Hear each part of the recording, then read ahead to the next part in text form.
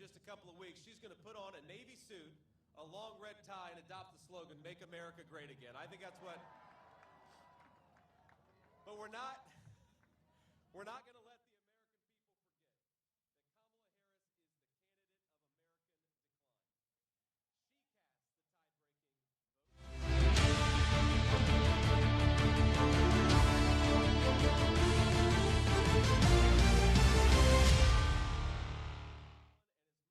fake Kamala wants to pretend that she now agrees with Donald Trump, we've got to remind her she's the vice president right now. Stop talking about what you're going to do. Start talking about what you are going to do right now because you're the vice president. And what she has done has been a disaster.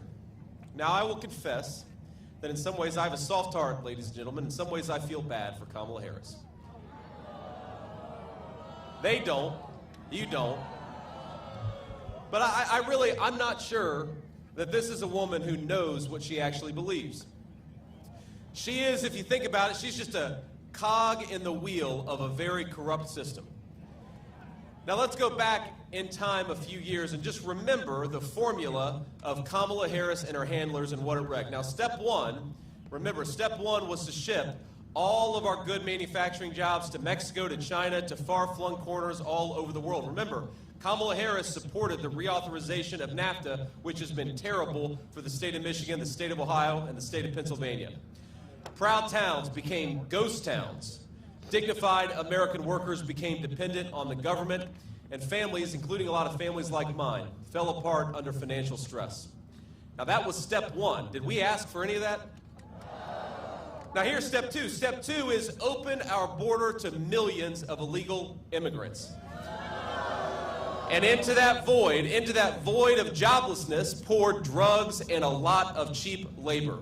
Our leadership, including Kamala Harris, they said it was compassionate, but it was a lie. What they really wanted, my friends, was millions of voters for Democrat policies, and they wanted millions of cheap laborers.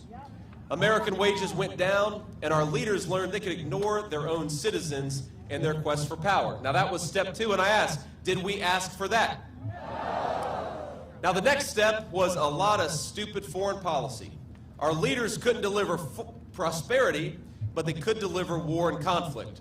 So we invaded countries all over the world, and then we invited other countries to invade us through illegal immigration. Our people got poorer, our leaders got richer, and they got more powerful. Now that was step three, and I asked, did we ask for that? Now I've lived, and I know a lot of us in this crowd have lived the consequences of these failures.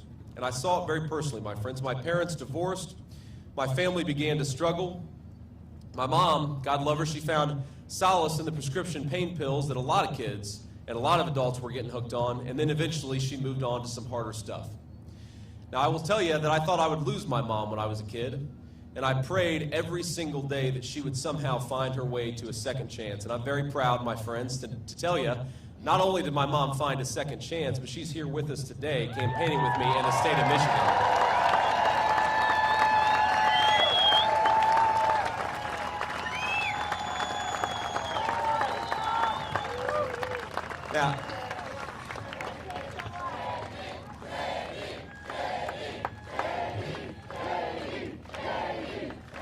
Now she is, I will say, the best grandmother that my kids could ask for. They are 7, 4, and 2. Spoils them a little bit too much. Mom, no more Pokemon cards in front of 1,000 people. No more Pokemon cards. The kids have got enough. But I know that a lot of Americans prayed for that second chance, and thank God we got it. But a lot of Americans prayed for other things. They prayed for good jobs. They prayed for their towns to have prosperity. They prayed for their parents to overcome the scourge of addiction, and in 2016, a lot of those prayers were answered, my friends, weren't they? After a generation of Americans being ignored by their leaders, Americans spoke with a unified voice, and you know what they said? They said, no more bullshit, and they sent Donald J. Trump to the White House.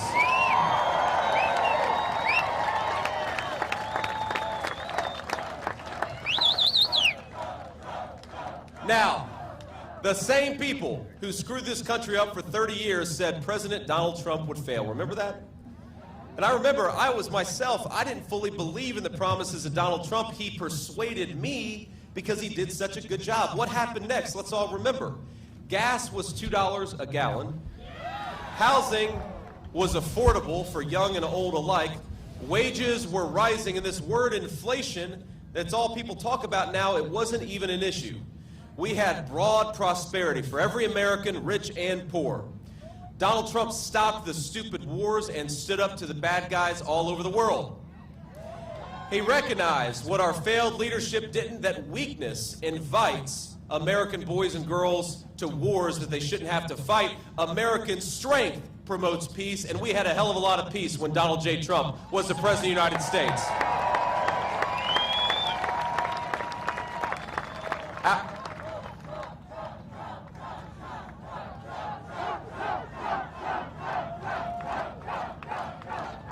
I gotta get whatever we fed these guys behind me. They're having a good time. Our border, my friends, our border was secure. Overdose deaths were coming down where they had gone up for 15 years. And a lot of people who struggled in my hometown had good jobs and good prosperity, and it happened all across the state of Michigan and Ohio. My mom, she got clean and she stayed clean. That was my personal victory that happened. And for every lie, remember, for every lie they told about Donald J. Trump, he just kept on plugging away at doing the American people's business. He did it so well, we had take-home pay rising faster than it had in 30 years. Our corrupt leadership, remember this, our corrupt leadership said, if you put tariffs on China, prices will go up. Instead, Donald Trump did exactly that. Manufacturing came back and prices went down for American citizens. They went up for the Chinese, but they went down for our people.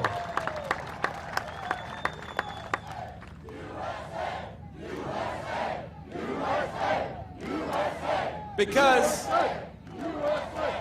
when you make your own stuff with the hands of American workers, the whole country prospers. We know that in Michigan better than anywhere. Now, our corrupt leadership said if you enforce the border, people south of the border are going to suffer. But Donald Trump recognized that his first responsibility as president was to the American citizen and not to anybody else. So he shut down that border. He shut off the drug trade. He drove the cartels out of business, and he had overdose deaths falling in this country. What an amazing thing it was. Remember, our corrupt leadership said that you can't defeat ISIS. Remember that? Just a few years ago, they said we're going to have to re-invade Iraq to defeat ISIS. Donald Trump defeated ISIS in a matter of weeks, and then he brought America's sons and daughters home. What an amazing, amazing track record of leadership. But let's be honest, the country wasn't broken in 4 years, and 4 years was not enough time to root out all of the corruption. So while Americans were getting richer, a lot of bureaucrats and globalists were getting poorer. That was the story of Trump's term. So Kamala Harris, she and her corrupt handlers, they came up with a plan. Now, they couldn't beat Donald Trump in an honest debate, so they decided to engage in censorship. They were going to censor Donald Trump, and they were going to censor his supporters. Now, remember, back in 2020, they lied about Biden's corruption and covered up the fact that his family got rich by selling access to the United States government. And Kamala Harris was there for all of it. They lied about the Hunter Biden laptop and encouraged big tech to silence the story, and they did. They lied about COVID coming from a Chinese lab, and they censored anybody who disagreed. Kamala Harris even went on national TV and said Joe Biden was as sharp as a tack. Even he was clearly mentally incompetent to do the job, and so it's obvious what's been going on, right? Kamala Harris has been calling the shots. And by lying about his mental fitness for the job, she got what she always wanted, which was more power. And what was the result? On her watch, gas prices are up 50%. Housing costs have doubled. You talk to a young person today, young people cannot afford to buy a home in their own country. We're turning a generation of 20 and 30-year-olds into permanent debtors. Donald Trump and I believe young people ought to own a stake in their own country, be able to build a life and start a family. That's what we're fighting for. Grocery prices under Kamala Harris are up 21%, and I think that undercounts it. A record number of Americans are working multiple jobs. The housing market is as unaffordable as it has ever been. And the average new car costs nearly $50,000. Americans, this is heartbreaking. We now owe more than $1 trillion in credit card debt, a record high at a time when interest rates are going up and up. That's not all she did, my friends. She isn't just causing high prices, she is undoing the incredible work that Donald Trump did to rebuild American manufacturing. Now, we stand very close, of course, to the new Gotion factory, right? That's right. And remember the tie-breaking vote that she cast to send inflation through the roof. Remember that vote? That vote also made Chinese companies like Gotion eligible for millions of your taxpayer dollars. Now, the great Mike Rogers, who's running for Senate, has been a champion on this issue. Thank you, Mike, for doing what you do. There we go, stand up. But it's not just great, it's not just the really good ones like Mike Rogers. Even some of the folks in Obama's administration said that the Gotion factory plant is a threat to America's national security. Even Obama's leadership. But Kamala Harris not only wants to allow the Chinese Communist Party to build factories on American soil, she wants to pay them to do it with our tax money. Now, China has also, of course, stolen from Michigan car companies and unfairly subsidized its auto industry for years. That is the wreckage of what the Chinese have been doing. And now Democrats in this state, and including Kamala Harris, want to give them hundreds of millions of dollars to those same companies that have been undercutting Michigan auto workers. What a disaster, isn't it? Now, I know, like I said, we've got some great leadership, like Mike Rogers, who are helping us in this fight. We've also got Chairman Pete Hoekstra, who will help turn Michigan red. Where's Pete at?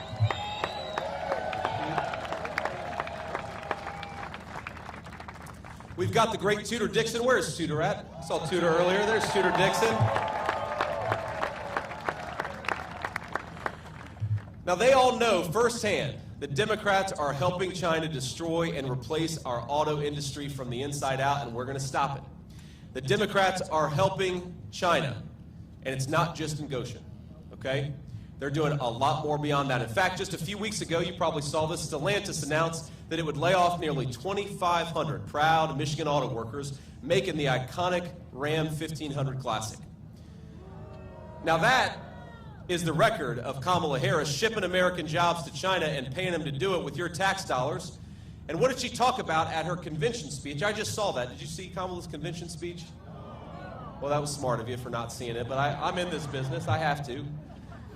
Now, Kamala Harris said, "When we fight, we win." This is one of her favorite taglines. And I don't know if you saw it,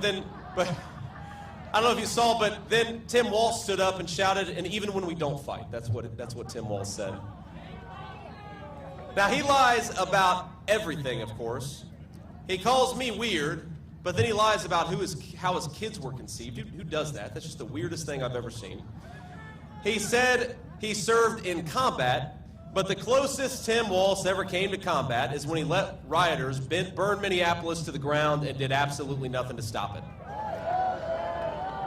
And I know we have got a lot of veterans out there. I served in the United States Marine Corps, and I did go to Iraq when my country asked me, and I'm proud of it. And I know a lot of veterans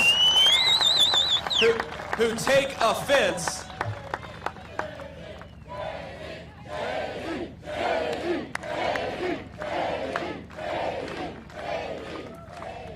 but there are a lot of veterans from across our military who don't like it when other people lie about their service for military gain, and that's exactly what Tim Walz did. It is a slap in the face to all veterans, and it's not just from Tim Walz. Kamala Harris not only chooses to stand by this man, because in spite of his dishonesty, she actually chose him to become her vice president to begin with.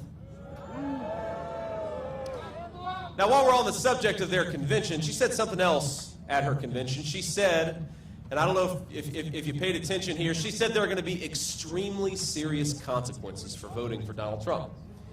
Now, Kamala, I've got two responses to that. First of all, that is not a very presidential thing to say. Is she the vice president or the vice principal, warning about very serious consequences, whining at people for telling a joke instead of trying to persuade them that she deserves to be their president? I'm sick of people like that.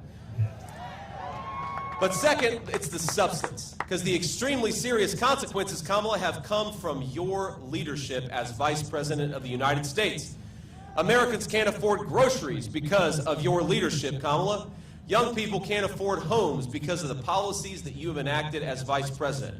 Now, the only serious consequence in November that I'm worried about is giving Kamala Harris a disastrous promotion. Let's say to Kamala Harris, you are fired. We are not sending you to the Oval Office.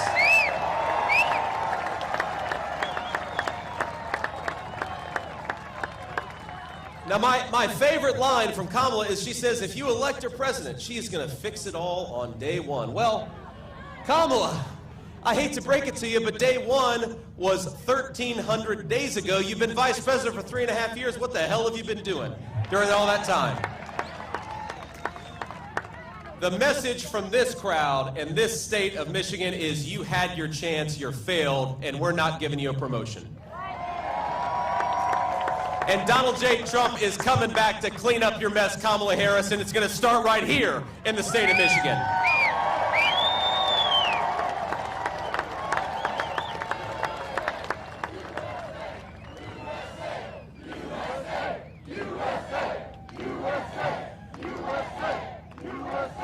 Now, Kamala Harris has run her entire campaign on the idea that she's joyful. But ask yourself, are you better off than you were 4 years ago? The only person in America who could possibly answer yes to that question is probably Kamala Harris herself. She went from getting no votes for president and having to drop out to getting no votes for president and becoming the Democrat nominee, all without lifting a finger. No wonder Kamala's joyful. Now, never mind the fact that Americans can't afford groceries. Kamala got her promotion. Never mind that our fellow citizens can't afford their rent because Kamala, she's having fun.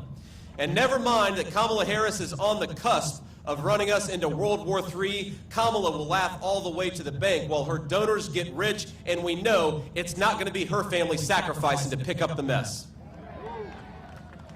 But I got to tell you, as much as I am frustrated with Kamala Harris, I'm so hopeful about the future of our country. We have the most beautiful country in the entire world, don't we?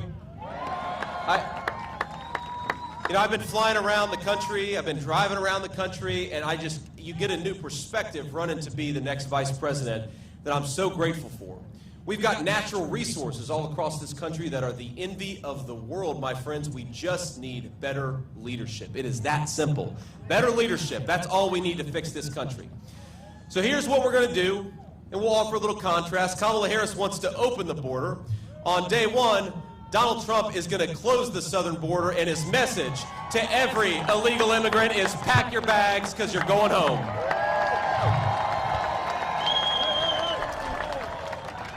Kamala Harris wants to bankrupt Medicare by giving it to illegal aliens. Donald Trump is going to fight to safeguard Medicare and all of our great programs so that it only goes to the American citizens who paid into it, not to illegal aliens who are going to bankrupt it. Now, Kamala Harris wants to shut down American energy and drive manufacturing out of this country. Donald Trump has a different idea. He is going to drill, baby, drill. We're going to unleash American workers and bring back those great factories.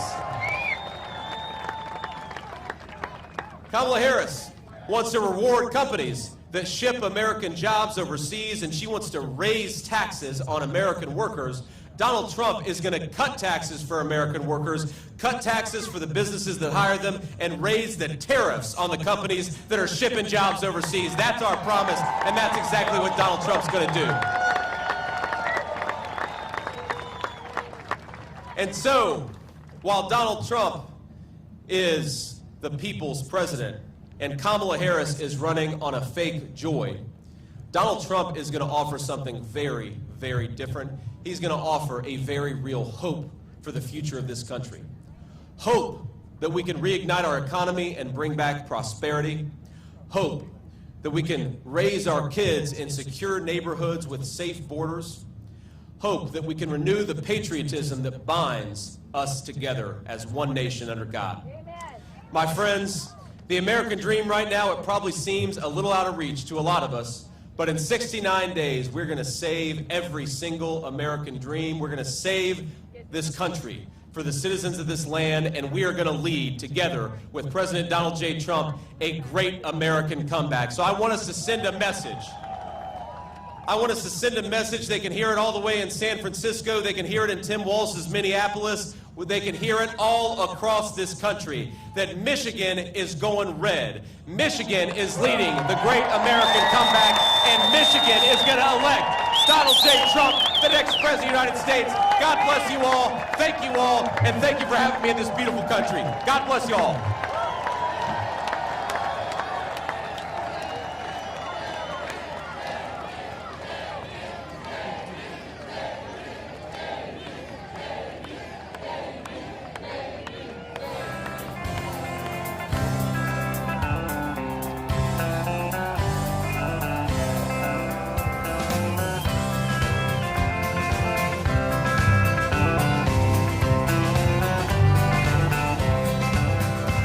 Why don't we liberate these United States? We're the ones who need it worst. Let the rest of the world help us.